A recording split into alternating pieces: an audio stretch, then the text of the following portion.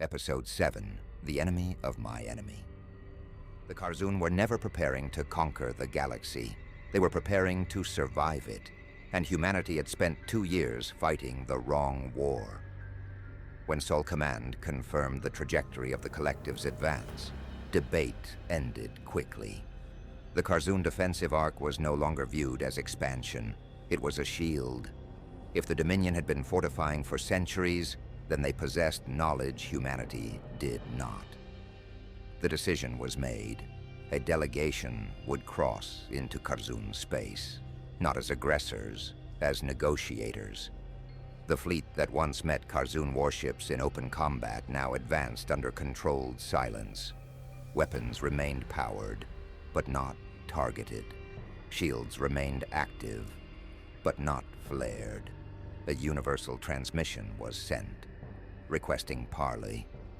Hours passed, then coordinates arrived, a neutral system at the outer edge of the defensive arc. When Assault vessels emerged from FTL, they found a formation unlike any previous engagement. No attack posture, no targeting locks.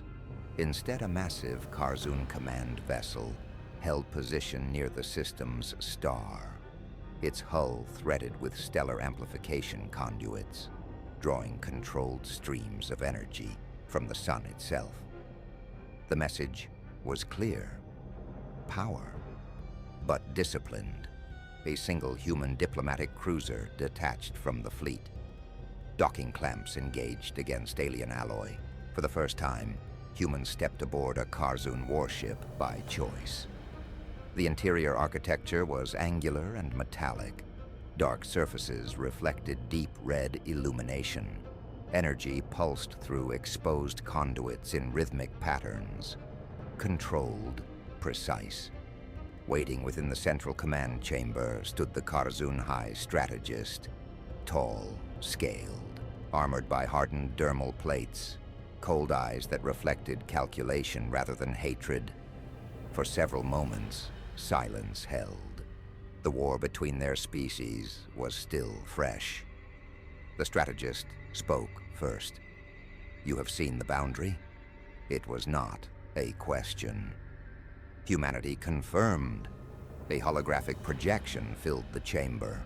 Star systems erased, stellar light extinguished, machine formations advancing in synchronized precision, humanoid alloy figures moving among colossal mechanical constructs. "The Collective does not negotiate," the strategist said evenly. "It calculates." Long ago, the Kharzun had attempted resistance. They had not won. They had survived, barely. The resonance cores harvested from the Valith and other civilizations were not tools of conquest. They were batteries. The defensive arc was not expansion. It was a perimeter shield, a line drawn in space, and even that line might not hold. The human delegation listened.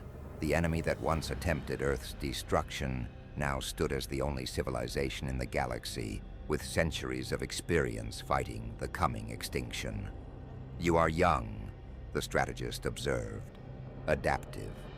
A pause. "You alter yourselves to survive." There was no threat in the statement, only assessment. "You may be useful." No alliance was declared, no formal pact signed. Trust was not born in a single meeting, but before the human delegation departed, encrypted archives transferred across secured channels.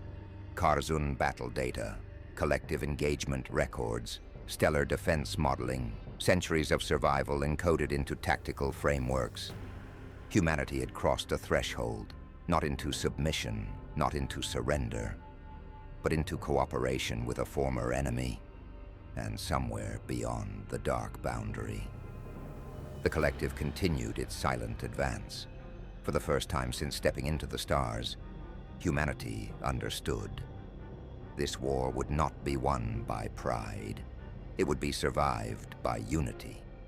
This has been a Last Light Studios production. In the next episode, unity is no longer optional. Follow on YouTube at Last Light Studios-W9M.